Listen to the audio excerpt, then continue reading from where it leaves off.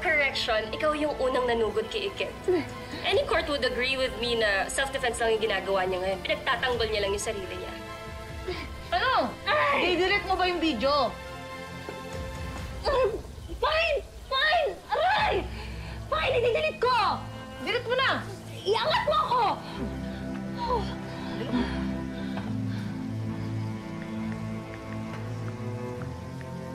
Ay, there! Meron pa yung nasa files. Wala na! Meron! Wala na nga! Ayaw mo, ha? Ito na!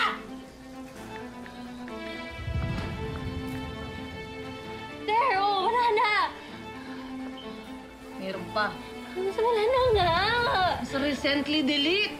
Doon. Di ba kapag dinelete mo yung video, meron pa dapat isa pang i-delete. Doon. Dalian mo. Alam ko yan, di mo ako maloloko. Oh, yan. Okay? Happy? Kita nyo na? Deleted na?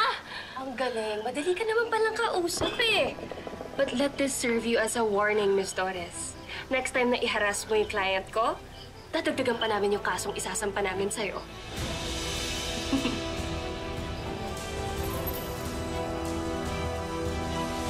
Matapang ka naman talaga, ayaw mo lang ipakita.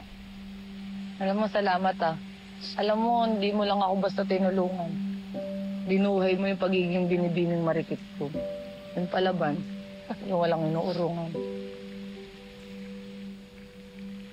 Pero teka lang, ano ba yung sinabi mo kanina na abogado kita? Ano yun? Sinabi mo lang ba yun kasi gusto mo matakot si Angela? I wasn't bluffing. Sasamahan ba kita doon kung hindi ako willing maging lawyer mo?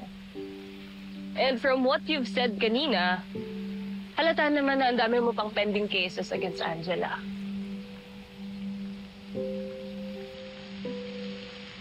Tama ka. Pinura ni Angela yung buhay namin. Lagi ko pinagdadasal na sana mabigay ko yung hustisya para kay Tata. Gusto ko rin bawiin yung lupain namin mga kadinay ko. Para din malinis yung pangalan ko. Saka ni Tatay. Alam mo, bago pa lang tayo magkakilala, pero parang ang gaan-gaan naman loob ko sa'yo. Well, maybe because you inspire me. So, ano nakaka-inspired sa buhay ko? Parang teleserye. Ang drama, tapos ang daming kamalasan nangyayari. See? Ang dami mo ng pinagdadaanan sa buhay mo, but you're still standing strong. Someone you love will stay tunaboy for you. And that's not right.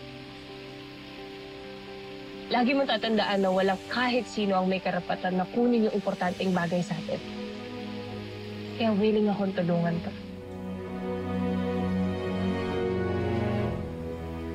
Don't worry. I'll take your case as a pro bono. Meaning wala kang kailangan bayaran sa akin. Totoo ba? Totoo? Yes. Salamat po.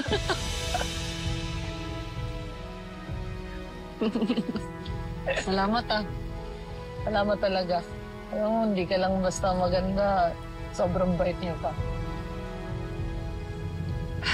Buti ka pa na-appreciate mo ko. Bakit? Ano ibig mong sabihin?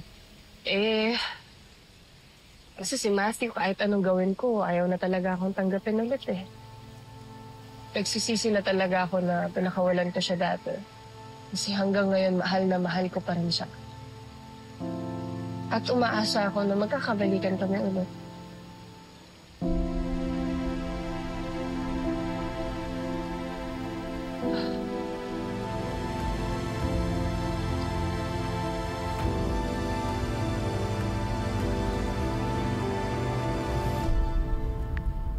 Nice, right?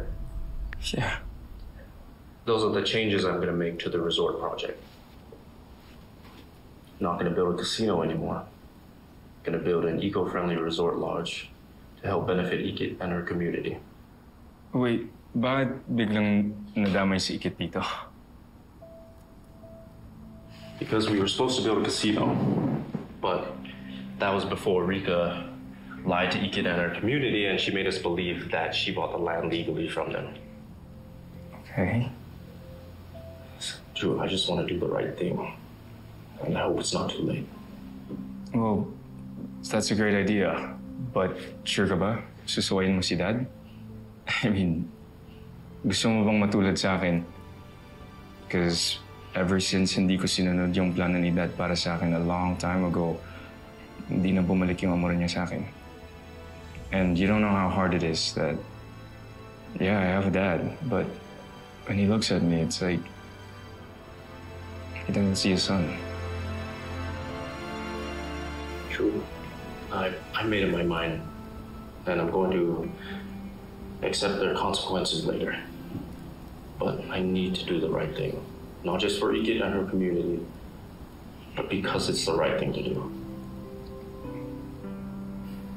That's good. But, bro, feeling ko hindi lang ikaw yung lalaki na gumagawa ng heroic deeds para kay Ikit.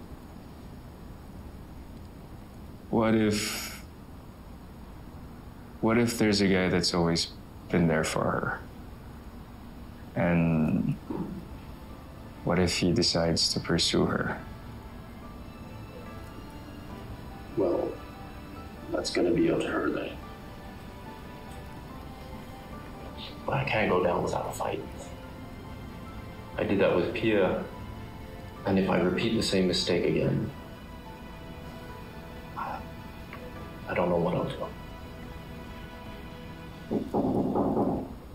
Come in.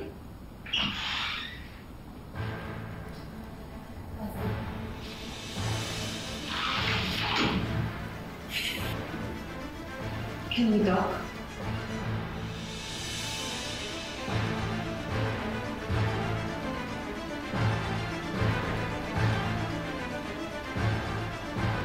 Is there someone else? I really like her, Pia.